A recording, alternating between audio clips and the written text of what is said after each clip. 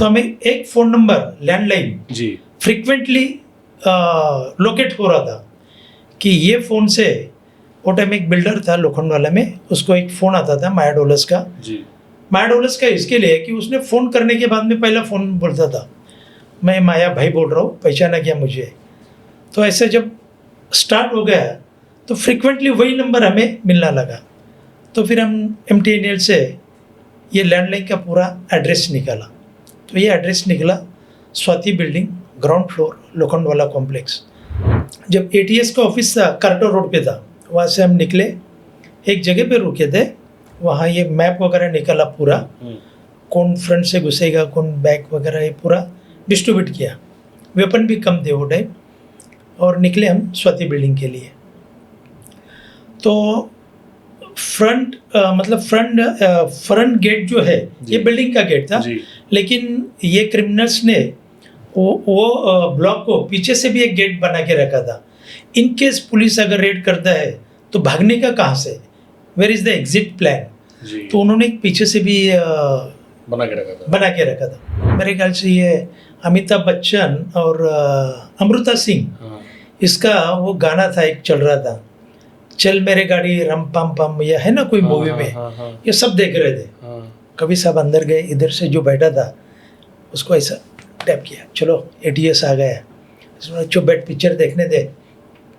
उसने खाली देखा ऐसा, कभी साहब ने जोर से बोला ATS आए, सो वी थिंक कि ये कुछ करेंगे नहीं, क्योंकि ATS का नाम हो तो सबको मालूम था करेक्ट इंडिया में क्या है, बड़े बड़े ऑपरेशन किए थे जी अगेंस्ट टेररिस्ट वगैरह। लेकिन जब माया को पता चला कि पुलिस है, आइडेंटिफाई किया, उसने बाजू में ऐसे ही रखे थे वेपन, ऐसा लेके फायरिंग स्टार्ट कर दिया। ये 135 को ऑपरेशन स्टार्ट हो गया था। 4:30 को हमने ये जो 7 गैंगस्टर थे सबको मतलब सेल्फ डिफेंस के लिए फायरिंग करके वो उसमें मर गए थे, जिसमें माया डोलस था, दिलीप बुआ था, नाडकर्णी करके एक था, नाडकर्णी, देन पवार करके था, एक बुलचंदानी था। और इसमें कहने की बात यह है कि एक जेलर पुलिस था, जेल पुलिस, जी जो जेल में काम करते ना, जी तो वो भी था। ये देख के हम तो शॉक हो गए। मैंने एक ही ऑफिसर साथ में लिया था और डायरेक्ट एकदम दगड़ी चाल में गया था। तो आप 2 लोग खाली गए थे? खाली 2 लोग दगड़ी चाल में। फिर जाने के बाद में वहाँ तो रहता ही था उनका पूरा चेकिंग ये वो सिस्टम, लेकिन वो सब पहचानते थे। हाँ साहब आ गए, साहब आ गए। हाँ स्ट्रेट ऊपर गया जहाँ वो बैठता था वगैरह। तो ये जैसा उसकी मिसेस आशा गोली को पता चला तो पूरा दगड़ी चाल का विंग मैं ऊपर पहुँचे तक सब औरत लोग ऊपर लेके आ गए। बैठे थे अरुण गौली ऐसा एक कॉर्नर में सोफा के ऊपर, जी नज़दीक जाके बोलते चलो आपको अरेस्ट किया, साथ में जाने। तो जैसे आशा गोली को पता चला सब घेराव, मतलब उधर बैठे, हाँ ये पूरा लेडीज विंग, हाँ, मतलब हाँ 1 इंच भी आप उसको लेके बाहर नहीं निकल सकते। उसने पहला शकील को ये बोला कि एक बड़े कोट वाले हैं, बड़े कोट वाले आपसे बात करेंगे। तो time different type of coding ना ये, तो छोटा कोट बोले तो वकील उनके हिसाब से, हाँ। बड़ा कोट वाले बोले तो ये। फिर बाद में जब ये बात करने लगे तो उसने अपना ये नाम बोल दिया कि आई एम सिटिंग जज ऑफ एडिशनल सेशन जज, या ऐसे। और वो कुछ उनका एक केस था, वो केस के सिलसिले में वो शकील से बात किया।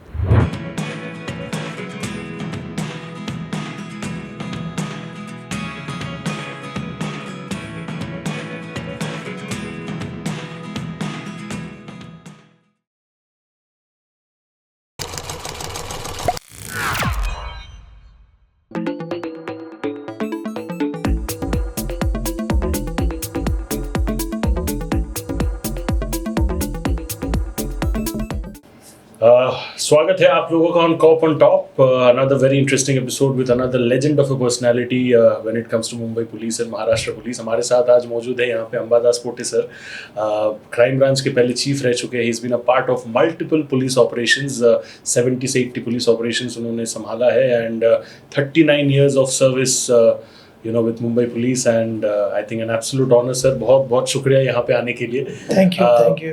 मैं हमारे ऑडियंस को थोड़ा कॉन्टेक्स्ट सेट करना चाहूँगा with some of the more relatively more known cases public में, और उसके बाद धीरे धीरे हम आपके नीश केसेस पे आएंगे जो आपने with all your intellect and team power आपने सॉल्व किया। मैं जानना चाहूँगा सर आपसे कि शूट आउट एट लोखंडवाला जो केस था, that was one of the most renowned police operations, right? आप लोगों को इन्फॉर्मेशन मिला eight that point of time, आप मेरे ख्याल से एटीएस में थे एट दैट, बराबर राइट? एटीएस में आप लोग थे, तो इन्फॉर्मेशन आप लोगों को मिला, फिर उसके बाद आप लोग स्वाति बिल्डिंग में सब गए थे। तो स्वाति बिल्डिंग में जाने के बाद आपका वहाँ पे क्या पोजीशनिंग था, कहाँ पे आप थे, कैसे खान सर एंड एवरीवन सब लोग आप लोग कोऑर्डिनेट कर रहे थे, एंड बुआ एंड माया डोलस एंड बाकी जो उनके लोग थे वो कैसे आप लोगों की तरफ देख के डरे थे, क्या उनका बॉडी लैंग्वेज था सर उस टाइम पे? देखिए, जब मैं एटीएस में काम करता था वो time ATS chief Aftab Ahmed Khan थे, और हमारे साथ में वो टाइम इंस्पेक्टर कवि जी, इकबाल शेख जी, सुनील देशमुख, राजा मानगे, ऐसा हमारा एटीएस का टीम था। जी। तो वो टाइम ये दौर ऐसा था मुंबई का कि gang war is very high peak. मतलब आप नया गाड़ी खरीदी करो, अगर बुकिंग किया ओनर को फोन आने का, आपने इंपोर्टेड गाड़ी खरीदी किया, हमारा टैक्स दीजिए। जैसा कि ये चरनी रोड में है, बड़े बड़े ग्राउंड्स है, वहाँ शादियाँ होने की, शादी के लिए ग्राउंड बुक किया तो पहला भाई लोगों का कॉल आने का। तो ये टाइम का वो सिचुएशन था, और दाऊद गिरोह वो टाइम तो फुल स्विंग में था। और जब एटीएस का फॉर्मेशन हो गया, एटीएस का फॉर्मेशन का उद्देश्य यही था कि वो टाइम पंजाब में भी एंटी टेरी मतलब जो टेररिस्ट ऑर्गेनाइजेशन थे खालिस्तान, उनके मूवमेंट्स भी बम्बई में शुरू हो गए थे। तो वो जिम्मेदारी फिर एटीएस के ऊपर दी थी। जब स्क्वाड का फॉर्मेशन हो गया वो टाइम एक 2-3 अच्छे काम किए थे हमने, लेकिन जैसा थोड़ा फोकस हमने गैंग वॉर पे शिफ्ट किया, हमारा मेन फोकस तो टेररिस्ट के ऊपर था जी। और वो टाइम दाऊद गैंग में ये माया डोलस करके बहुत रिनाउंड गैंगस्टर था जी, उसके साथ में दिलीप बुआ वगैरह ऐसे बहुत से गैंगस्टर थे जी। तो साहब ने एक दिन हमें बात करते करते बोल दिया कि just track this gangster also जी। तो इसके लिए हमारा जो सिस्टम था वो सिस्टम ने हमारा ट्रैकिंग करना शुरू किया जी। तो पहले तो इसके लिए हम आउट ऑफ मुंबई भी गए थे। हाँ सर, मैं जस्ट आपको यहाँ पे थोड़ा सा ये करना चाहूँगा, आपने जस्ट अभी बोला कि आप लोग ट्रैक कर रहे थे राइट उस टाइम पे, तो उस टाइम पे तो मोबाइल फ़ोन था नहीं, तो कैसे आप लोग ट्रैकिंग कर रहे थे वो अगर हमारे दर्शकों को थोड़ा सा समझाएंगे सर। वो टाइम जैसा आपने बोला मोबाइल फ़ोन वगैरह नहीं था, लेकिन हमारे हिसाब से पहला मोबाइल फ़ोन दाऊद कंपनी के पास में, अबू सलीम जो दुबई में गैंगस्टर बैठा था उसके पास में मोबाइल था। तो वो टाइम मुंबई पुलिस के पास में भी नहीं था। तो जैसा कानून में प्रावधान है जी, वो हिसाब से हमने इंडियन टेलीग्राफ एक्ट के मुताबिक अगर कोई भी फ़ोन हमें सस्पिशियस लगता है तो उसका एक गवर्नमेंट से प्रॉपर परमिशन लेके वो फ़ोन हम ट्रैकिंग पे रखते थे। तो वैसे ही एक फ़ोन हमने वो टाइम सब लीगल फॉर्मेलिटीज पूरा करके ट्रैकिंग पे रखा था। ओके। और वो फ़ोन को जब ऑब्जर्वेशन कर रहे थे जी, तो हमें एक फ़ोन नंबर लैंडलाइन जी फ्रिक्वेंटली लोकेट हो रहा था कि ये फ़ोन से, वो टाइम एक बिल्डर था लोखंडवाला में, उसको एक फ़ोन आता था माया डोलस का जी। माया डोलस का इसके लिए कि उसने फ़ोन करने के बाद में पहला फ़ोन बोलता था, मैं माया भाई बोल रहा हूँ, पहचाना क्या मुझे। तो ऐसे जब स्टार्ट हो गया तो फ्रिक्वेंटली वही नंबर हमें मिलना लगा। तो फिर हम MTNL से ये लैंडलाइन का पूरा एड्रेस निकाला। तो ये एड्रेस निकला Swati building, ground floor, Lokhandwala complex. तो हमें ये पता चला कि Maya Dolas is speaking from this landline. ये रिपोर्ट फिर हमने खान साहब को बोल दिया जो हमारे चीफ थे जी। उन्होंने बोला कि go for workout the operation. फिर हम कवि साहब थे हमारे वो टाइम इंचार्ज थे, कवि साहब, सुनील देशमुख, इकबाल शेख, राजा मानगे, ये हमारा कोर टीम था एटीएस का। ये सिलेक्ट किया। वो टाइम बुलेट प्रूफ भी बहुत कम थे, बुलेट प्रूफ का नाम भी नहीं था। हमारे पास में 1 या 2 जैकेट थे। तो अभी ये 2 जैकेट पहनेगा कौन, टीम इज 6 और 7 चिट्ठी निकाली। अच्छा, ऐसे किया था। फिर अभी किसको मतलब देने का किसको, who is the leading team करके वो चिट्ठी निकाली। तो किन के नाम? वो मेरे ख्याल से ये बर्गे और इधर सुनील देशमुख और इकबाल शेख, अच्छा, इनके नाम पे मिली। और वो टाइम के बुलेट प्रूफ अगर आप देखेंगे, once we put on body it is ऐसा होते थे, 40 to 45 kg it is weight. अभी के bullet proof it is very light but that is very high. तो ये टीम बना दिया. और अब ये एड्रेस जो है ये लोकेट नहीं हो रहा था वो टाइम कि किधर है क्या है. तो हमने हमारे ऑफिसर वो टाइम लेडीज ऑफिसर थे हमारे साथ में जी. मतलब टीम में नहीं थे जी. वो टाइम मुंबई में थे अदर पुलिस स्टेशन में. जी. We selected two lady officers जी. और उनको बोल दिया कि ये एड्रेस है आपको लोकेट करके आना है. जी. तो उन्होंने बराबर टैक्टफुली ये लोकेट करके आ गए थे क्या. और पूरा मैप वगैरह बना के दे दिया हमको कि this is the Swati building, ये ऐसा है, इसमें 1+3 या 4 का स्ट्रक्चर है, ये एंट्री पॉइंट है वगैरह वगैरह. इमीडिएटली कभी साहब ने टीम बना दिया. एक फ्रंट गेट से एंट्री करेगा.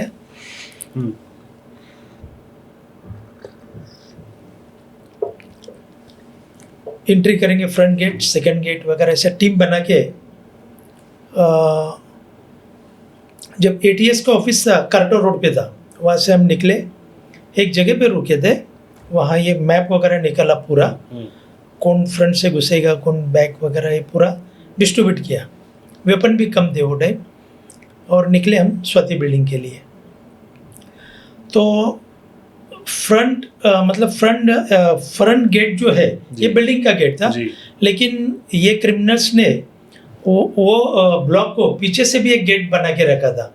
इन केस पुलिस अगर रेड करता है तो भागने का कहाँ से, where is the exit plan. तो उन्होंने पीछे से भी बना के रखा था. वहाँ से सुनील देशमुख, बर्गे, जुंजरराव, घराड़ ये ऑफिसर का एंट्री और हमारा ये यहाँ से एंट्री. तो वो लोग पीछे से आ रहे थे और आप लोग सामने से सामने से.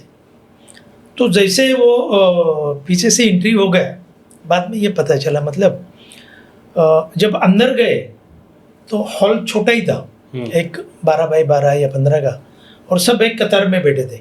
एक बड़ा सोफा था 1 2 3 4 5 6 7 ऐसे. ये आप अंदर की बात माया के घर के अंदर की बात. और एवरीबॉडी लुकिंग लाइक दिस. वहाँ एक ब्लैक एंड वाइट टीवी था जी. छोटा सा टीवी वो टाइम में था.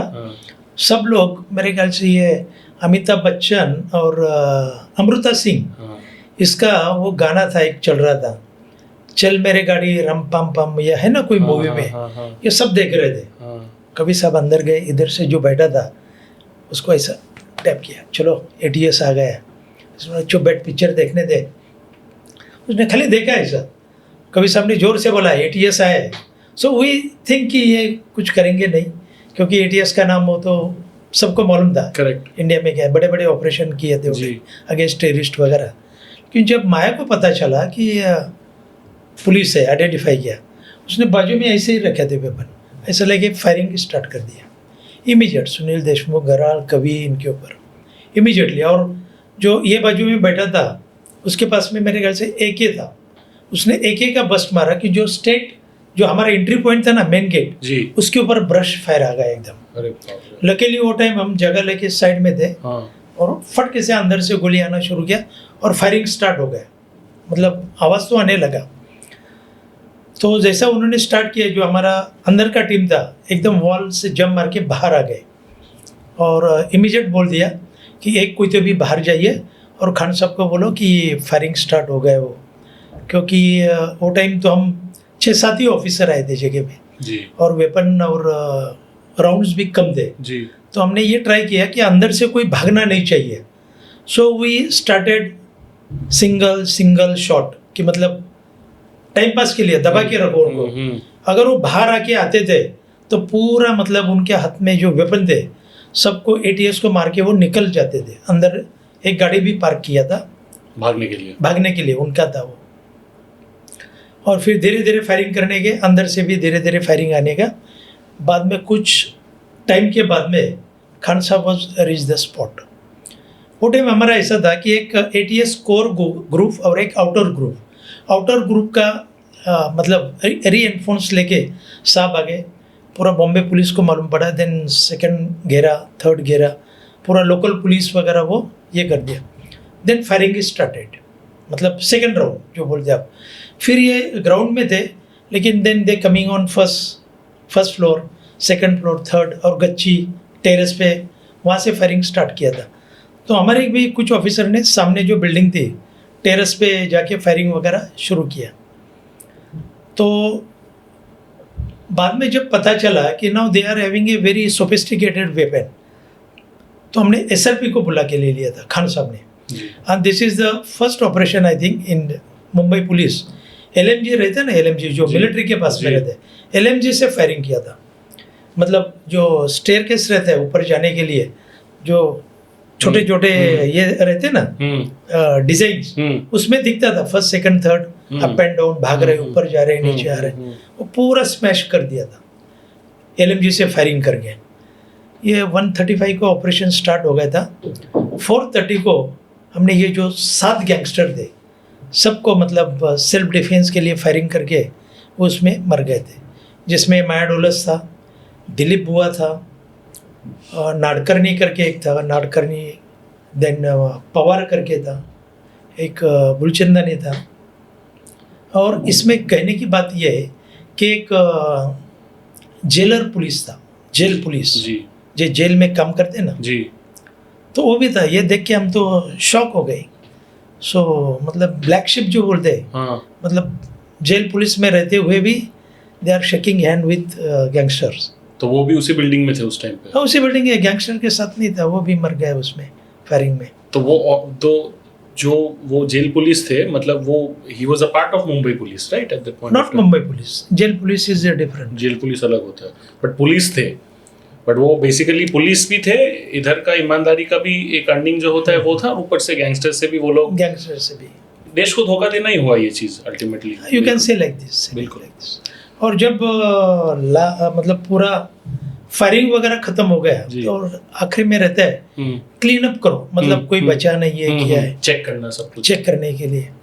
तो जब बाद में पता चला कि door to door survey, room to room करते थे, जैसे रूम में जाते थे तो रूम में जितने भी लोग थे सब अपने कॉटन लेके कान में डाल के अंदर छुपे हुए थे। फिर बाद में बोले कि ये ऑपरेशन ख़त्म हो गया, पुलिस वाले है, एक कोई बेहोश हो गए थे, ऐसे सबको निकाला। डर का माहौल था, डर का माहौल था। और आखिरी लास्ट फ्लोर पे महाभारत में जो द्रौपदी का काम किया रूपा गांगुली, तो रूपा गांगुली के ब्लॉक के सामने ये मैडोलस गिरा हुआ था। He was shot dead there only at 4th floor. रूपा गांगुली जी जो एक्ट्रेस, बंगाली एक्ट्रेस है वो, Bengali actress, she is work as a Draupadi in Maharaj. मैं जानता हूँ उनको, बहुत अच्छे से जानता हूँ।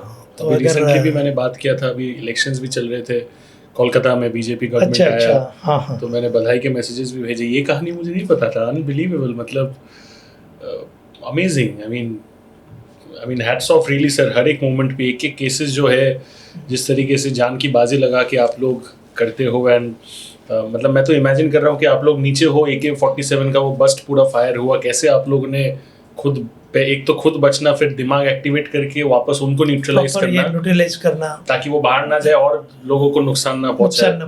Hats off sir. और this is the biggest operation against Dawood company at that time जी, मतलब you can say crackdown of the D company जी। तो ये ऑपरेशन के बाद क्वाइट नेचुरल कि दाऊद इब्राहिम को उस टाइम पे बहुत गुस्सा आया होगा, क्योंकि उसके काफी खास लोग, बुआ स्पेसिफिकली उसका बहुत खास था, दोनों ही खास थे, बट आई थिंक बुआ और ज्यादा मेरे ख्याल से खतरनाक लोग उसको ज्यादा बोलते थे, राइट? तो उसने कभी ATS को, आप लोगों को या आपके ऑफिसर्स को डायरेक्टली या इनडायरेक्टली किसी और से धमकाने का कोशिश किया? बिकॉज एक रिवेंज होता है ना, कि एक रिवेंजफुल माइंड होता है, वैसे करने का कभी कोशिश किया था? मेरे ख्याल से बिल्कुल कोशिश नहीं किया, क्योंकि उनको मालूम है कि अपन किससे भिड़ रहे। और वो टाइम ATS का दरारा इतना था कि मतलब nobody can dare do like this. But उसके बाद जब इतना कुछ जो ह्यूमन राइट्स का बवाल हुआ था, ये हुआ था, एज अ पुलिस ऑफिसर जो अपने देश को और अपने स्टेट को सुरक्षित रखने के लिए इतना मेहनत कर रहा है, अपनी जान की बाजी लगा रहा है, जब वही ATS को और उनके मेंबर्स को ह्यूमन राइट्स वाले लिटरली धज्जियां उड़ा रहे थे, तो अल्टीमेटली तो सर पुलिस ऑफिसर बाद में, पहले तो आप इंसान हो ना, इंसान के अंदर दिल होता है, दिमाग होता है, तो वो दिल और दिमाग को तकलीफ होता था उस टाइम पे? नहीं, ये टाइम ये ऑपरेशन होने के बाद में, जैसा आपने जिक्र किया है, वैसा कोर्ट में हमारे खिलाफ कोई एडवोकेट्स या कोई ह्यूमन राइट्स वाले खड़े हो गए थे कि पुलिस वाले ने ये फायरिंग में ऐसे ऐसे गैंगस्टर मारे, ये किए। वो भी इंक्वायरी बड़ा हो गया, बट इट इज़ जो पुलिस का ATS का जो इंटेंशन था, it's a very clear and Very crystal, clear. This is for society purpose only. But तकलीफ हो गया वो टाइम, जैसा आप बोल रहे हैं कि क्वाइट नेचुरल। आप यस इतना सेल्फलेस तरीके से आप दूसरों के लिए कर रहे हो, वैसे अगर बोलते। मैं खाली ये जानना चाहता था कि अरुण गौली वाला जो किस्सा था, जो आप सबको पता है, इतना दहशत था उस टाइम पे। आप ना कि सिर्फ दगड़ी चौल गए, अब दगड़ी चौल में वो घेराव वेराव जो भी था आपके खिलाफ, वो सब हटा के आप उसको वहाँ से लेके अरेस्ट करके लेके आए, जो कि बहुत बड़ी बात थी, राइट? वो कहानी प्लीज सुनाई ना। ये 96 की बात है। जी। वो टाइम जैसा दाऊद गैंग फॉर्म में था, वैसे जी। ही दगड़ी चाल, जी इसके दगड़ी चाल के इंचार्ज अरुण गौली, जी ये उनका जी गैंग जी था। जी। उसके गैंग में तान्या कुली वगैरह ऐसे हाँ। बहुत से मतलब मामा वगैरह, हाँ they are very top 10 shooter थे जी। वो टाइम। जी सब चाल में छुपे वगैरह हाँ। रहते थे। तो इन्होंने एक पॉलिटिकल विंग फॉर्मेशन किया दगड़ी चाल ने, अखिल भारतीय सेना जिसका जी, नाम था। जी और ये ज़्यादा करके फॉर्मेशन होने के बाद में इसमें ज़्यादा लोग शिवसेना से ही स्प्लिट अप होके ज्वाइन कर रहे थे। ओके। और उसके लिए वो शिवसेना कैडर को धमकियाँ देना, अटैक करना वगैरह, इस तरीके से एक्टिविटी कर रहा था। तो इसके लिए मतलब एक एडमिनिस्ट्रेटिव डिसीजन हो गया है कि it is dangerous for society. So हमारे जो CP सर थे वो टाइम, मल्होत्रा सर थे, एंड चेन ऑफ कमांड जो थे, उन्होंने डिसीजन ले लिया था कि इसको MPDA में शायद प्रिवेंशन के लिए अरेस्ट करेंगे। अब ये डिसीजन होने के बाद में, लेकिन उसको तो अरेस्ट तो करना चाहिए ना, ताबा में लेना चाहिए। बिल्कुल। क्योंकि वो टाइम ऐसा था कि MPDA के जो प्रपोजल बनते थे, जी कभी कभी जिसके खिलाफ बन रहे, हाँ वो उसको कुछ भनक लगती थी और वो वांटेड या अंडरग्राउंड होने के। हाँ। तो इट इज़ वेरी डिफ़िकल्ट कि मतलब वो टाइम ये इसका ऐसा था कि इनके नेक्सस भी होते हैं ना पुलिस के साथ में, हाँ, हाँ। मे बी और मे नॉट भी। जी तो ये पता तो चलेगा कि मेरे खिलाफ ये प्रपोजल शुरू हो गया है। तो मैंने यहाँ एक प्लान रखा था कि प्रपोजल अपन वो तो रहेगा ही, बट पहले इसको ताबे में लेना ज़रूरी है।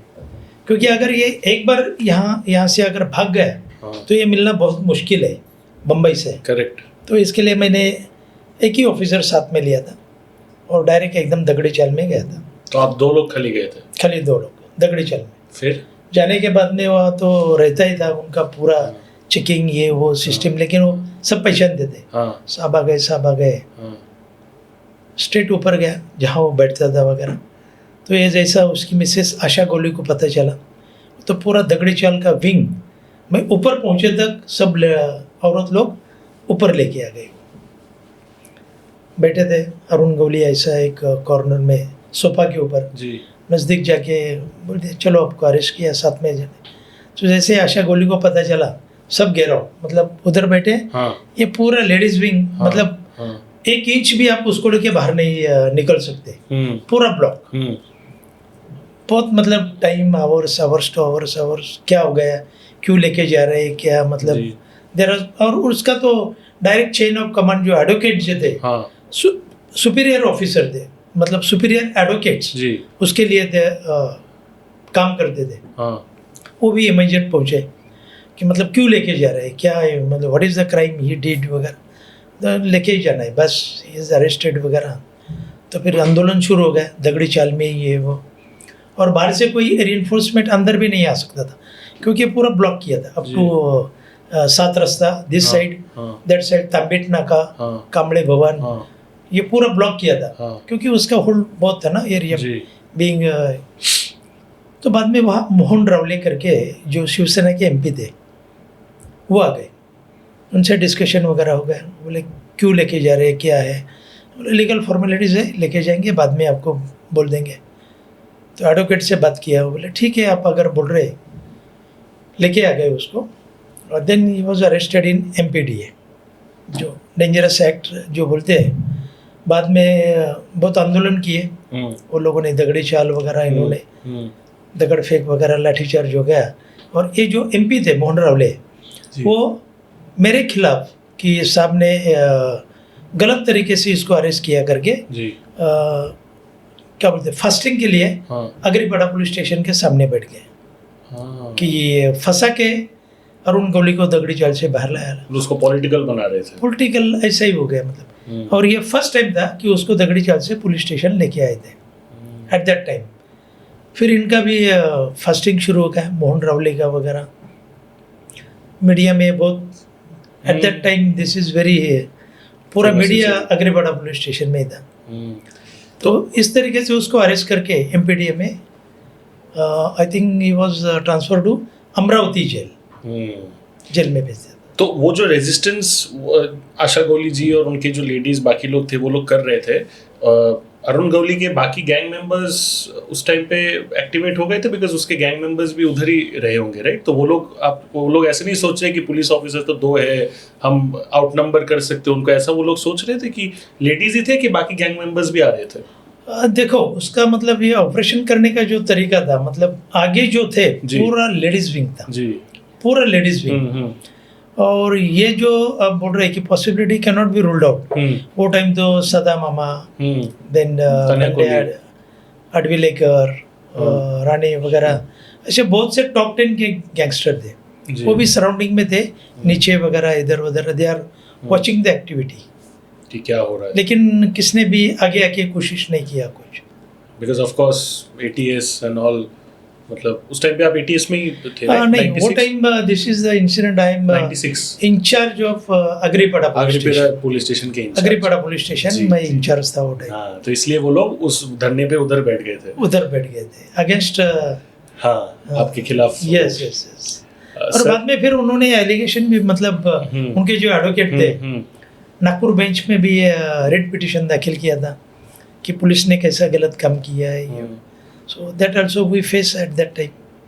Incredible stuff. एंड मैं यही कह सकता हूँ कि जो लोग, शायद बहुत लोग सोचेंगे समझेंगे कि क्या करना है, बट आपने एक्ट किया और आपने फिर वो चीज़ करके भी लेके आया जो शायद बहुत लोग सोच सकते कि ये तो नामुमकिन है। मैं सर आपके एक बहुत ही फेमस एंड इनफेमस केस पे जाना चाहूँगा, जो थोड़ा बहुत फिल्म इंडस्ट्री से भी रिलेटेड है। राजेश खन्ना सर के जो को एक्टर थे लैला खान, उनका जो मर्डर केस था, जिस तरीके से मर्डर केस था, जिस तरीके से मर्डर हुआ था, वो बहुत ही सरप्राइजिंग था, राइट? वो केस भी आपने सक्सेसफुली इन्वेस्टिगेट किया और आपने फिर ये भी इंश्योर किया कि जो कॉन्विक्ट है उसको सज़ा मिले या सज़ा सुनाया जाए। तो वो कहानी जो है ना सर, वो प्लीज़ हमारे दर्शकों के लिए, मुझे पता है कि 1-2 जगह पे पहले भी आपने शेयर किया होगा, बट जो नए ऑडियंस हमारे हैं उनके लिए भी ये अगर आप प्लीज़ काइंडली शेयर करें तो। ये जो केस है लैला खान का, लैला खान एक फिल्म एक्ट्रेस थी जी। She is staying with her all family, मतलब मम्मी सलीना जी और बहन जी और उसका भाई इमरान जी ओशुरा में लोखंडोला में रहते थे जी। और ये मेरे ख्याल से कुछ जब मैं डीसीपी क्राइम इंचार्ज था जी, तो वो टाइम 1-1.5 साल पहले ये मिसिंग हो गए थे मुंबई से। डीसीपी क्राइम ब्रांच जब क्राइम ब्रांच में I am in charge of DCP crime branch. और फिर एक पूरा फैमिली मुंबई से मिसिंग है, ये बहुत बड़ा केस है ना, मतलब कि और रिनाउंड पर्सन जी जी बिल्कुल वर्किंग विद फिल्म इंडस्ट्री वगैरह। तो हमारा जो एक बैंड्रा का यूनिट है, वो यूनिट को हमने मतलब इंस्ट्रक्शन दिए थे और मैं भी खुद पर्सनली वर्कआउट कर रहा था ये अंधेरी यूनिट वगैरह ये। तो जब हमने ये घर पे सर्च किया, जो ओशुरा में रहते थे जी, तो कुछ मतलब सस्पेक्टेड आइटम या कुछ मिल रहा है क्या नहीं है जी। तो वहाँ हमें एक कार्ड मिला था जी, जो अपना इलेक्शन कार्ड बोलते हैं जी, इलेक्शन या आधार कार्ड था जी, आधार कार्ड आई थिंक जी। तो कार्ड के ऊपर ये परवेश टाक का नाम था और उसका जम्मू कश्मीर का एड्रेस वगैरह था। तो इसके लिए थोड़ा इसके बारे में कलेक्शन ऑफ इंफॉर्मेशन किया कि ये कौन है करके। तो पता चला कि ये सलीना जो है लैला खान की माँ, उसने ये परवेश टाक से शादी किया था। तो शादी किया तो फिर मतलब ये डीप में इंफॉर्मेशन निकलने की कोशिश की तो उसका ये तीसरा शादी था। तो फिर हम फर्स्ट हस्बैंड को फाइंड आउट किया, सेकंड हस्बैंड को फाइंड आउट किया, फिर उनके पास से पूरा इंफॉर्मेशन कलेक्शन कर दिया। वो भी मुंबई में रहते थे कि ये कौन है परवेश टाक वगैरह। तो उनके पास से रिवील हो गया कि इसके साथ में भी वो शादी किया था और वो लास्ट तक इनके साथ में रहता था ओशोरा में। तो फिर वो time joint CP Himanshu Rai sir थे, जी उनको ये पूरा रिपोर्ट करने के बाद में जी एक टीम निकाला जी and that team dispatch to Jammu Kashmir. जी luckily that team nab this Parvesh Tak, और फिर परवेश टाक को स्पेशल ऑपरेशन करके मुंबई लाया क्राइम ब्रांच के पास में।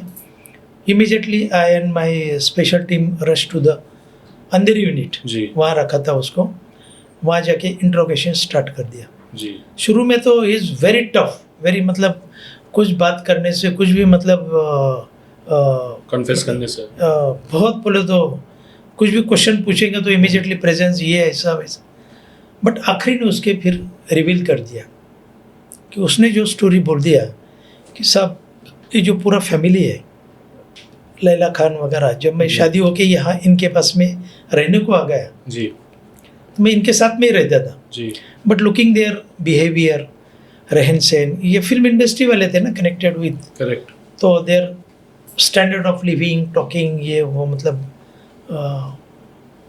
कुछ अच्छी चीज़ें उसको नहीं लगी। रिलीजियस माइंडसेट वो ऑर्थोडॉक्स था, मतलब जरा ये था उसको। तो ये बात उसने सेलिना को बोली थी उसके कि वाइफ को कि ये लैला वगैरह उसके sister like this they are behaving, जरा समझाओ उनको, कोशिश करो। जी तो बोले कि she is working in film industry, ये तो रहता ही है ऐसा वगैरह। और फिर उसको रूम में भी बहुत मतलब जो एक बोलते हैं ना कि पिताजी के एंगल से नहीं उसको ट्रीटमेंट दे रहे थे, they are he is the worker of this family, तो वो भी उसको शौक लगने लगा। और फिर इनका प्रॉपर्टी का भी उसको मालूमात ले लिया उसने कि इनके पास में प्रॉपर्टी भी बहुत है। और ये कभी कभी सैटरडे संडे इनका एक फार्म हाउस था इगतपुरी में, वो आउटिंग के लिए उधर जाने के, छुट्टी के लिए, तो ये भी उनके साथ में जाने का, वो बंगलो इसको भी मालूम था। तो इसने एक दिन प्लान किया कि ये फैमिली को अपन एक दिन यही बंगले में लाके मार देंगे करके। तो जब इसने ये प्लान किया तो उसको मालूम था इमरान तो बहुत स्ट्रॉन्ग बिल्ड था, और फैमिली भी being ladies they are also very अट्टे, मतलब it is not easy to attack and kill them अकेले से। तो इसने फिर सलीना को बोला कि अपना जो इगतपुरी का बंगलो है वहाँ अपन एक वॉचमैन रखेंगे। वो बोले कि वॉचमैन की कोई ज़रूरत नहीं, अपन खाली सैटरडे संडे जाते हैं, क्या ज़रूरत है? नहीं बोले कभी जाते हैं तो, लेकिन रहने दो। तो इसने वाणी करके किसका फ्रेंड था जम्मू कश्मीर का, उसको यहाँ से लेके आए और उसको बंगले में रखा एज ए वॉचमैन करके। लेकिन उसका दिमाग तो और ही चल रहा था ना कि ये भी अपना साथ में रहेगा करके। और फिर उसने सोचा कि अगर इनको यहाँ मारेंगे तो डिस्पोजल ऑफ बॉडी को कहाँ फेंकेंगे, दफनाएंगे, क्या करेंगे? तो इसलिए उसने सलीना को बोला कि इतना अपना ये खूबसूरत आउट हाउस मतलब ये बंगलो है, इसमें अपन एक स्विमिंग पूल बनाएंगे। तो उसके लिए उसने परमिशन दे दिया सलीना ने कि ठीक है बनाओ एक बढ़िया स्विमिंग पूल वगैरह। तो उसको बाकायदा एक अच्छा 15 बाई 15 और वेरी डीप खुदाई करके वगैरह स्विमिंग पूल का काम चालू हो गया। लेकिन इसका प्लान अलग ही चल रहा था। तो जैसे ही जब ये एक दिन फार्म हाउस पे गए, फार्म हाउस पे जाने के बाद में शाम का टाइम था, वहाँ गए, एज इट इज़ खाना वगैरह, बारबेक्यू पार्टी वगैरह ये हो गया। उनका बंगला भी है उधर, बंगले में 2 बेडरूम है, ग्राउंड फ्लोर पे लेफ्ट राइट पे, और एक ऊपर बेडरूम है। ये सब होने के बाद में अपने अपने बेडरूम में जाके सोए थे। और बाद में फिर इसने एसोसिएट को बोला था, उसके लिए उसने चाकू और एक अपना ये ड्राइविंग रॉड जो रहते हैं ना गाड़ी चलाते हैं, उसका बड़ा लोखंड का आता है, वो भी प्रिक्योर करके रखा था। और रात को दोनों ने जो नीचे सो गए थे उनके ऊपर अटैक करना शुरू कर दिया था। और ये जो अटैक करना चालू था ये कम से कम मेरे ख्याल से 50 to 60 मिनट होगा। ये दोनों के ऊपर अटैक, उसके बाजू वाले, फिर आवाज़ होने लगी, ऊपर भी पता चला, वो नीचे आ गए। इस तरीके से ये पूरा चालू था। और आखिरकार ये 6 लोगों का उसने उधर मर्डर किया। किसको इंजुरीज, चाकू से इंजुरी किया, सिर के ऊपर ज़्यादा मार मारे। ये जो रॉड था सबके स्कल वगैरह पूरे स्मैश किए थे। और ये जब सब 6 लोग मर गए, और जो स्विमिंग पूल बनाने का इसका जो प्लानिंग था जो सलीना का, वही स्विमिंग पूल के खड्डे में ये 6 बॉडीज उसने दफना के रखी थी और उसके ऊपर मिट्टी डाल के रखा था। 6 के 6 एक ही 6 के 6 एक ही साथ में। ये स्टोरी रिवील किया उसने। जी। फिर उसके बाद में जो कानूनन कार्रवाई है, chemical analyser team, doctor team, crime branch हमारी पूरी टीम, हमारे साथ में एक लेडी ऑफिसर भी थी, उसका नाम लेना जरूरी है, जोशना रासम करके। जी। Now she is ACP Vile Parle division, ये भी वो टीम में थी। ऐसी पूरा टीम गए वहाँ, जो लीगल प्रोसेस वहाँ स्टार्ट किया। ये 6 बॉडी उसमें से निकाले। अभी बॉडी निकालने के बाद में केस तो डिटेक्ट हो गया, but detection is no doubt important, but to convict in the court of law that is also very important. तो वो भी हमने कोर्ट में जब केस चला, ये केस के लिए स्पेशल एडवोकेट उज्ज्वल निकिम साहब की ये निमणूक हो गई थी और ये आरोपी को सजा हो गई कोर्ट में। I mean, और इसका जो साथीदार है वाणी करके, वो टिल टुडे हिज एब्सकॉन्डिंग, भाग गया वो वहाँ से। भाग गया। आई मीन कैसे मैं समझाऊं, मतलब दिल दहलाने वाला केस है, बट इतने सारे कहानियां हैं सर, तो मैं क्विकली एक के बाद एक पे जाना चाहूँगा। मैं थोड़ा आपका सर फेस ऑफ टेररिस्ट लोग के साथ, क्योंकि सिर्फ एक तरफ गैंगस्टर्स तो है, बट गैंगस्टर्स का क्या होता है, जितना मैंने सुना है कि गैंगस्टर्स बेसिकली वो सब पैसों के लिए करते हैं, लेकिन टेररिस्ट जो है उनका उससे अलग mission बहुत ज़्यादा रहता है। बड़ा Yes. मकसद रहता है, राइट। सो एक गैंगस्टर के साथ डील करना और टेररिस्ट के साथ डील करना दोनों अलग चीज़ है। आपके कुछ टेररिस्ट के साथ जो भी आपके फेस ऑफ थे सर, वो कुछ कहानियाँ सुनाइए ना प्लीज़। देखो, जैसा आपने बोला कि terrorist and gangster, there is a different. Gangster is gangster, हो तो अपने लोकल मिशन के लिए फाइट करते रहते हैं। Terrorist they are very dedicated with their intention. तो जैसा आपको पता होगा कि 1984 में पंजाब में ब्लू स्टार ऑपरेशन हो गया था under the leadership of general Vaidya. अच्छा, जनरल वैद्या, हाँ, but I think prime minister Indira Gandhi ji थी। प्राइम मिनिस्टर मैडम थी वो टाइम, इंदिरा गांधी थी। और पंजाब DG गिल साहब थे, बाद में रिबेरो साहब भी थे, जूलियो रिबेरो सर। तो वहाँ ये टेररिस्ट के खिलाफ ऑपरेशन शुरू होने के बाद में इनके डिफरेंट टाइप ऑफ विंग थे। BTF, Bhindranwale tiger force, KLF, Khalistan liberation force, ऐसे 3-4 विंग थे। तो इनके जो टेररिस्ट थे वो वहाँ से पूरा नेशनलाइज, मतलब वहाँ से भाग के स्टेट, मतलब अदर स्टेट में भागना शुरू कर दिए थे। तो वैसे इन्होंने महाराष्ट्र में आके अपने बहुत मतलब टेररिस्ट आके रुके हुए थे। महाराष्ट्र में मतलब मुंबई में स्पेसिफिकली, महाराष्ट्र के अलग अलग जगह? मुंबई या outskirts of Maharashtra, some district places. और then they started the giving threat call कि खालिस्तान के लिए पैसा चाहिए। बड़े बिजनेसमैन, सरदार जी लोग, ये वो उनको कॉल करना शुरू किए थे और कलेक्शन ऑफ फंड बोलते ह्यूज अमाउंट के ऊपर। और हमारा जो फॉर्मेशन हो गया था जी, ATS, उसका मकसद यही था कि ऑपरेशन अगेंस्ट द टेररिस्ट जी, कि ज़्यादा करके टेररिस्ट वगैरह इनको पकड़ो करके जी। तो आपको पता होगा कि बलदेव करके एक बलदेव सिंह सैनी, बलदेव सिंह करे, उसने लखमेर सिंह करके हमारा एक PSI था, उनको मार दिया था। लखमेर सिंह और 2 ट्रैफिक के कांस्टेबल थे। भांडुप में ये दोनों को पेट्रोल पंप के ऊपर मार दिया था। तो ये स्टार्ट करने के बाद में, वैसा बलदेव हमारे पहले से ही रडार के ऊपर था, लेकिन उसका इन्फॉर्मेशन नहीं मिल रहा था। लेकिन जब इन्फॉर्मेशन निकालना शुरू किया तो एक दिन हमें ये पता चला कि ये और उसकी टीम जो टेररिस्ट वगैरह है जी, ये बड़ौदा में एक जगह भी छुपे हैं। खान सर को ये रिपोर्ट किया जी, और बॉम्बे से ATS का टीम डिस्पैच हो गया बड़ौदा के लिए। It is called operation Baroda. और वहाँ जाने के बाद में ये लोकेट किया कि ये बिल्डिंग में रहते हैं, पूरा लोकेट किया। एंड देन वहाँ ATS ने ये ऑपरेशन स्टार्ट कर दिया। ये ऑपरेशन कम से कम 2 दिन चला था। 2 दिन चला था। बहुत बड़ी फायरिंग हो गई टेररिस्ट की तरफ से भी, ATS की तरफ से। Then Gujarat police also join us. और लास्ट में NSG के लिए बुलाना पड़ेगा, NSG को भी बुलाया था इसमें, और उन्होंने ये ऑपरेशन फिनिश किया। लेकिन तब तक तो maximum terrorist was shot dead by Mumbai ATS team. So it is the Operation Baroda against this Baldev and their associate.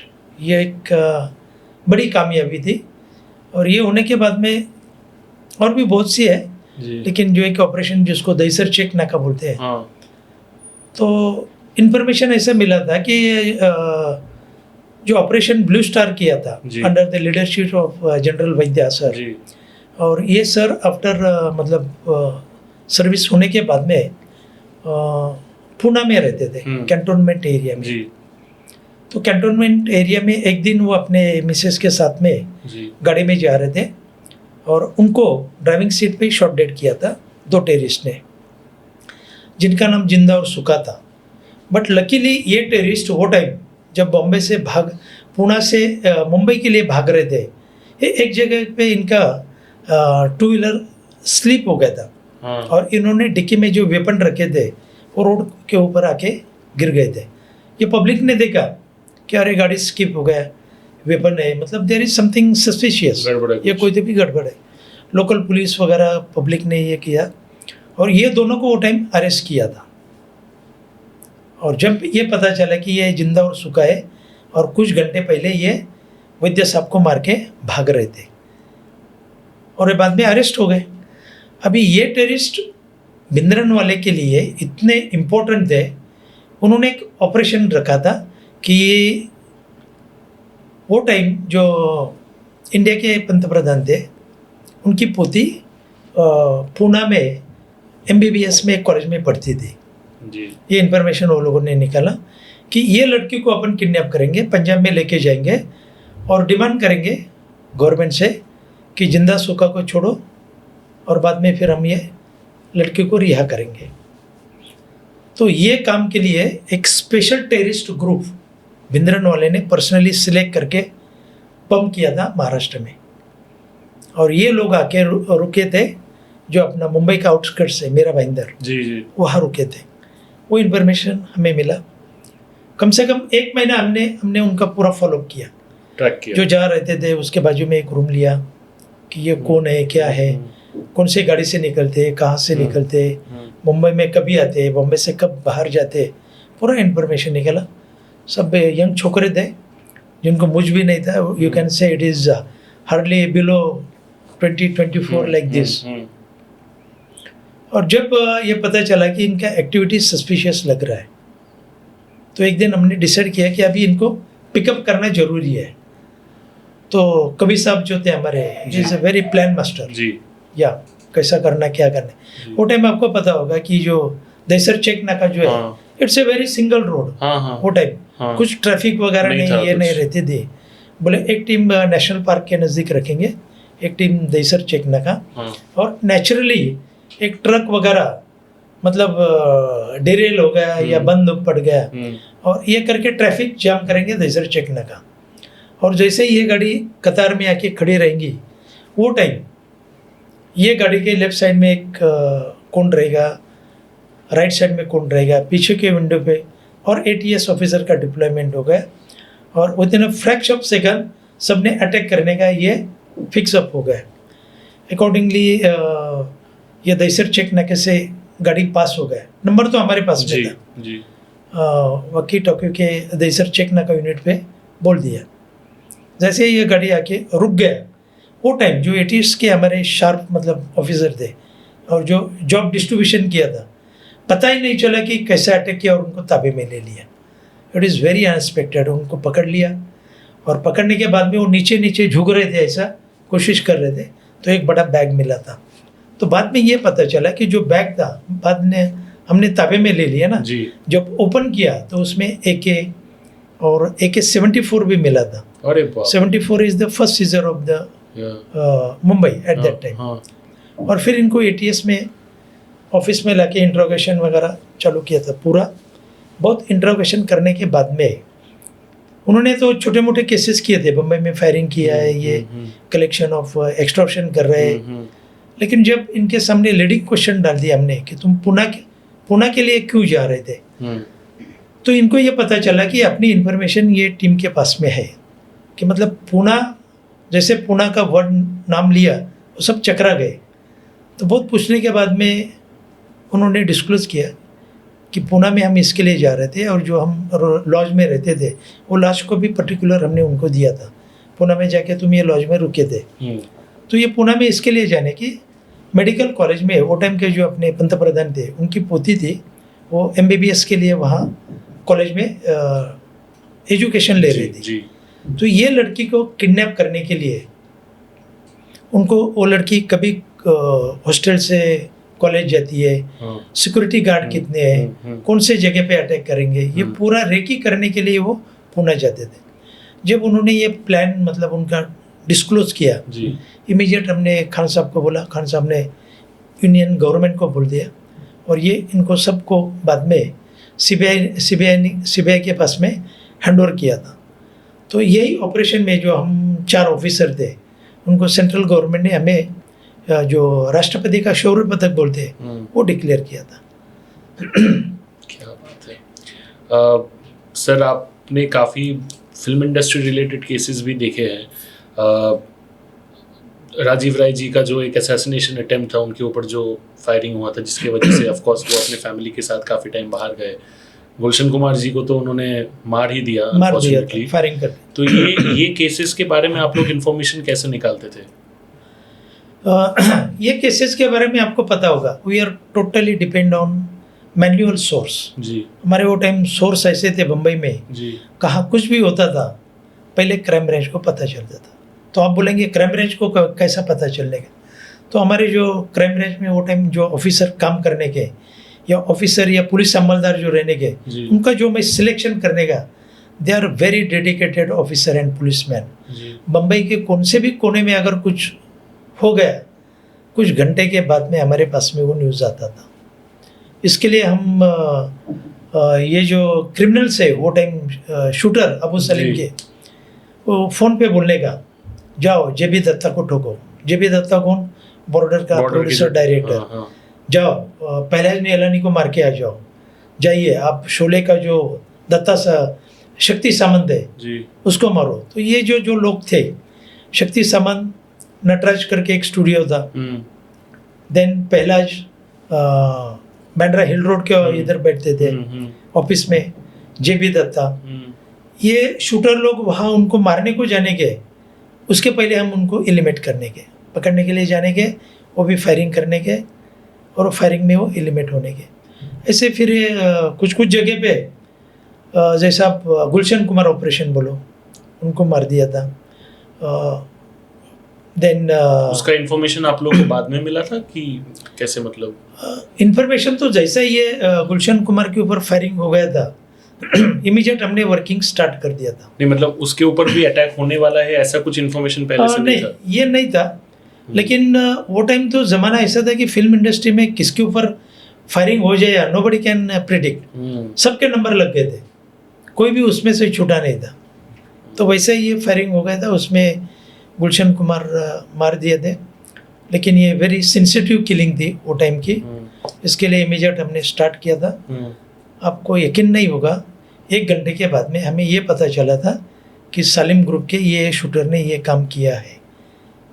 तो ये ऐसा पता चला था कि जैसे कि डांस बार रहते हैं ना जी, डांस बार में जो चमक चलो टाइम चलेगी, तो एक जगह पे ऐसे ही एक शूटर ने बोल दिया था कि ये काम तो मेरे पास में आता है, लेकिन मेरा भी कुछ प्रिंसिपल है, मैं मंदिर और मस्जिद के नज़दीक कभी किसको मारता नहीं है। अच्छा, यही बात वो लड़की ने नेक्स्ट डे मुझे, नेक्स्ट डे नहीं सेम डे मिलाई थी। बोले कौन है ये बोले नौपाड़ा का एक छोकरा है।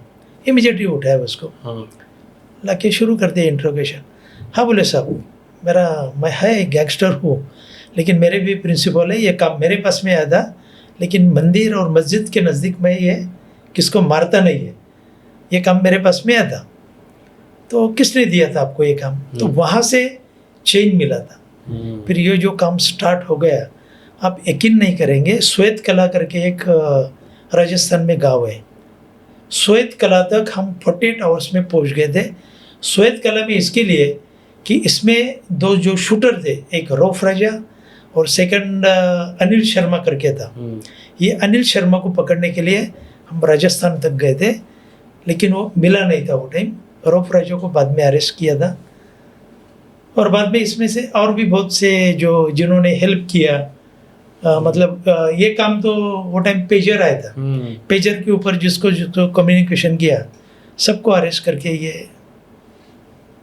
फिर ये इनके चीज़- खिलाफ चार्जशीट वगैरह भेज दिए थे। और जो वेपन वगैरह इसने यूज़ किए थे, स्टार पिस्टल बोलते हैं, हम्म, वो भी सीज वगैरह किए थे। और ये जो अनिल शर्मा है, ये आज तक मिला नहीं, लेकिन बाद में पता चला कि डी कंपनी ने उसको ही मार दिया करके, इंदौर और किधर के साइड में अरे बाप, अपने ही शूटर को। अपने शूटर को मार दिया। आप यकीन नहीं करेंगे, इसके बारे में हमने और जानकारी निकाली। ये मिलिट्री में काम करता था, मिलिट्री से भगोड़ा था ये। जब हमने इसके घर के ऊपर रेड किया तो उसके पिताजी मिले घर में, उसकी बहन थी, तो बोले कि हमारा ये मतलब मेरा लड़का है, इसका भाई है। बोले किधर है? बोले जॉब ढूंढने के लिए बम्बई गया है। तो ये बम्बई आने के बाद में रऊफ राजा के कांटेक्ट में आया था। तो मैं बोला कि ये क्यों भाग गया था मिलिट्री से? बोले इसकी बहन का शादी था, शादी के लिए 2 दिन का लीव एप्लीकेशन दिया था, कर्नल ने रिफ्यूज़ किया, कर्नल को एक तमाचा मारा और ये भाग के आ गया। और तब से ये मुंबई में गया है और अच्छा काम कर रहा है, ये पिताजी बोल रहे थे। लेकिन जब उनको पता नहीं चला कि वो बोले आप कौन है, तो हम बोले कि हम भी पुलिस वाले नहीं है, but we are from military intelligence. अच्छा मिलिट्री से आप है, ठीक है, वो आएंगे तो आपको हैंड ओवर करेंगे बोले, क्योंकि उनको मालूम था ना कि मिलिट्री से भागा है। करेक्ट। मैं सर आखिरी के मेरे 2-3 सवाल होंगे, बट मैं एक चीज़ आपसे जानना चाहूँगा। एक और बहुत ही ट्विस्टेड केस था काफ़ी। आई थिंक लॉयर थी, वो बहुत ही यंग थी, पल्लवी सरनेम मुझे याद नहीं आ रहा, पुरकाइश था, पल्लवी पुरकाइश था, पुरकाइश right? था। वो एडवोकेट भी थी और मेरे ख्याल से फरहान अख्तर का जो एक्सेल एंटरटेनमेंट है उसकी लीगल एडवाइजर भी थी। Correct correct correct. उनका मर्डर उनके बिल्डिंग में कैसे हुआ था? ये जो पल्लवी पुरकाइश है, जी। By professional she is advocate जी। और she is a best athletics, जी। मतलब एथलेटिक्स और स्विमर भी थी। जी। उनको बहुत से रिवॉर्ड भी मिले थे। ये वडाला स्थित जो एरिया है, वडाला में भक्ति पार्क करके एरिया है। भक्ति पार्क में हिमालयन हाइट्स करके एक बिल्डिंग है। वो बिल्डिंग में उसका एक दोस्त थे, विवेक सेन गुप्ता करके, जी। By professional he is also advocate. इनके साथ में वो रहती थी। और ये फिल्म इंडस्ट्री के जो अपने फरहान अख्तर है, फिल्म डायरेक्टर प्रोड्यूसर जी, वगैरह, इनका एक्सेल एंटरटेनमेंट ये कंपनी है। ये कंपनी में लीगल एडवोकेट ये काम करते थे। ये सुबह 10-11 बजे काम जॉब पे लिए निकलती थी और शाम को 6-7 बजे घर पे आती थी। घर पे आने के बाद में इसका जो फ्रेंड था विवेक सेन गुप्ता, वो नाइट के लिए जॉब के लिए जाता था। करेक्ट। उसका हमेशा नाइट जॉब था। करेक्ट। ऐसे मेरे ख्याल से इन द August 8 जी। ये जॉब पे गई थी, वापस आ गई। हाँ। घर पे आने के बाद में उसका फ्रेंड नाइट ड्यूटी के लिए गया था। ये कौन से साल की बात है सर? ये 2012 जी। 8 तारीख को वो नाइट हाँ, ड्यूटी के लिए हाँ, गया था। हाँ। और जब सुबह सुबह अर्ली इन द मॉर्निंग 5-5:30 बजे वो घर पे हाँ, आता था। हाँ। उसका रूटीन ही वही था। जी।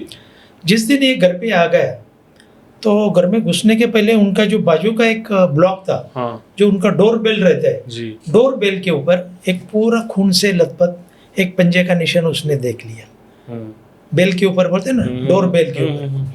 और इनका जो एंट्रेंस था, जो जैसे उसने देखा कि दरवाजा भी खुला है जी। और दरवाजे के सामने जो पैर के खून से लथपथ कुछ मार्क जी। ऐसे निकलते थे और ये जी। इधर आते थे, मतलब जी। ये बाजू वाले के ब्लॉक के पास में। जी।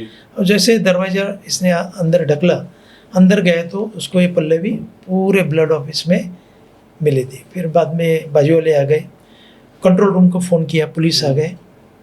प्रिलिमिनरी ये वडाला टीटी पुलिस स्टेशन है, वहाँ इंफॉर्मेशन दे दिया था। जी। और वो टाइम शिरीष सावंत करके, जी। ये क्राइम ब्रांच यूनिट 4 के इंचार्ज थे। इन्होंने मुझे फ़ोन किया तो कि ऐसे ऐसे एक मर्डर हो गया करके। इमीडिएटली वहाँ पहुँच गए तो सीन ऑफ क्राइम देख के ऐसा पता चला कि बहुत बुरी तरह से ये लड़की के ऊपर अटैक किया है। कुछ जगह पे बाल वगैरह ऐसा मिले थे उसके, जी। मतलब जो बोलते हैं ना कि स्ट्रगल, बहुत स्ट्रगल वगैरह हो गया है। तो इमीडिएटली स्टार्ट कर दिया वर्किंग, सोसाइटी के ऑफिस में आ गए। तो इतना बड़ा सोसाइटी है तो कोई वॉचमैन वगैरह तो रखा होगा। सेक्रेटरी को बुलाया, उसने बोल दिया कि एक साजिद मुगल करके एक सोसाइटी में वॉचमैन है। तो वो टाइम इसके पहले हमने मुंबई में आपके मेड सर्वेंट कोई घर में काम करता है, तो ऐसे बहुत से केसेस सुने गए, घर का सामान लेके भाग गए, ये हो जी। गए।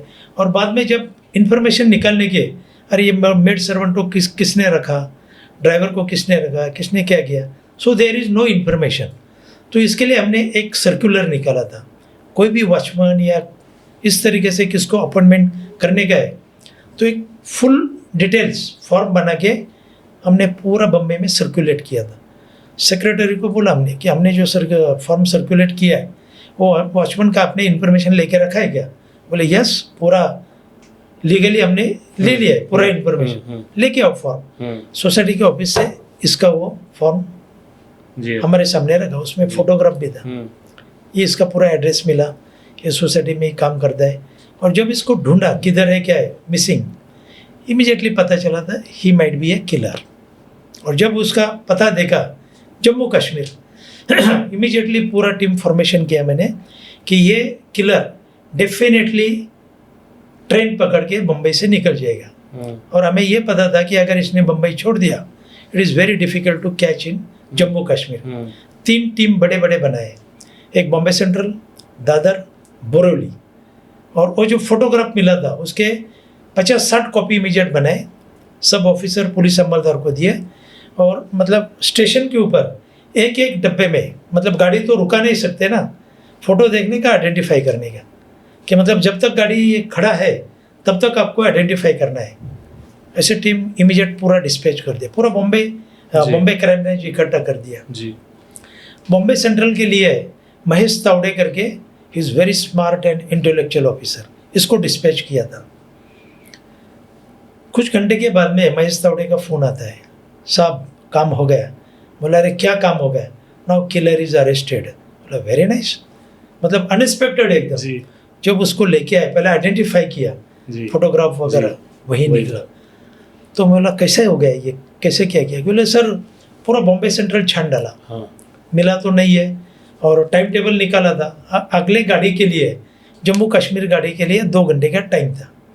तो बोले अंदर पूरा मैकडोनल्ड ये वो पूरा छान डाला। ईस्ट में ये बॉम्बे सेंट्रल के बाहर आए थे चाय पीने के लिए, और वही चाय पीने के टपरी के ऊपर ये बंदा अपना मस्त बैग लेके बैठा था। इसकी नज़र तो बहुत शातिर थी, जी। तावड़े करके, वेरी गुड ऑफिसर। हाँ। देखते ही पहचान लिया कि यही है करके। वहाँ से दबोच डाला इसने और कुछ घंटे में इसको अरेस्ट किया। और फिर पूरा स्टोरी उसने बोल दिया कि कैसा ये लड़की को मारा, ये किया, मतलब बट मोटिव क्या था मारने का? मोटिव वही वो रेप करने का उसका इरादा था वो लड़की के ऊपर। और वो प्रतिकार उसने बहुत स्ट्रांगली किया। तो वो जबरदस्ती उसको रेप करना चाहता था, end of course victim resist कर रही थी, रजिस्ट कर उस चक्कर में मर्डर कर। और इसके लिए उसने एंट्री, मतलब इसके घर में कैसे एंट्री करने का बहुत दिमाग से काम लिया। इसने क्या किया कि वो जो बिल्डिंग का पूरा मतलब इलेक्ट्रिक बॉक्स रहता है, इलेक्ट्रिक बॉक्स में ये पूरा पर्टिकुलर रहता है 19 फ्लोर, इसका ब्लॉक नंबर भी मालूम था जी। ये इसका मीटर बॉक्स है, वहाँ से फ्यूज निकलता था। वो फ्यूज निकलने का, ऊपर की लाइट जाने की, बाद में 1-आधे घंटे में वापस लगाने का, वापस लाइट आने की, ऑन ऑफ होने का। फिर उसने विवेक को फ़ोन किया कि वो बोले जाओ ना, जो अपना सिक्योरिटी वाला है उसका ही हेल्प लीजिए, तो क्या हो रहा है करके। तो ये 19 फ्लोर पे आया था। एंट्री करने के बाद में जैसे एंट्री करते साइड में टीवी था, टीवी के ऊपर इसका एक ये रहने का, इसकी चाबी रखने की, वो हमेशा ये पल्लवी की एक आदत थी। और वो चाबी ये लेके नीचे आया था और बाद में वही चाबी इस्तेमाल करके एंट्री किया था रात को। और जब वो ऑन ऑफ होने का स्विच लाइट, तो वो विवेक को फ़ोन करने की, वो बोलने की उसको बुला के लेके आओ वॉचमैन से। उसको क्या मालूम कि ये उसका ये this is the one of the plan ही ये है करके।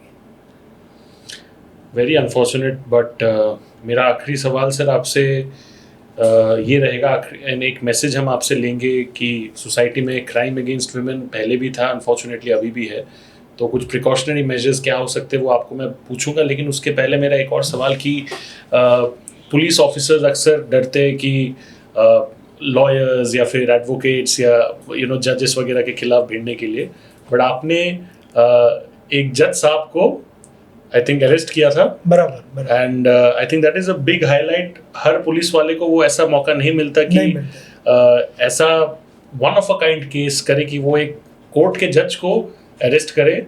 वो कहानी प्लीज हमारे दर्शकों को सुनाए, it would be very inspiring. जब क्राइम ब्रांच में थे वो टाइम में जैसा बॉम्बे के ऊपर सर्वेलेंस जो बोलते हैं वो हमारा क्राइम का रहता ही है जी। कौन बंदा है क्या करते हैं।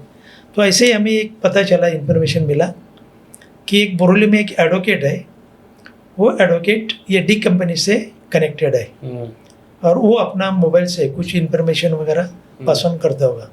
जैसे कि आपको बोला लीगल फॉर्मेलिटीज जो है कि अगर इंटरसेप्ट करने का है वो पूरा फॉर्मेलिटीज करके उसका मोबाइल हम इंटरसेप्ट पे रखे थे और वो फिर वहाँ से हमें बहुत ऑपरेशन मिले जी। वो वेपन ट्रांसपोर्टेशन करने का, बहुत सी चीज़ें। ये कंपनी को ये पता ही नहीं चलने का कि क्राइम ब्रांच कैसा पहुँच रहा है कि वहाँ तब तक तो मालूम भी नहीं था जी व्हाट इज़ द इंटरसेप्शन।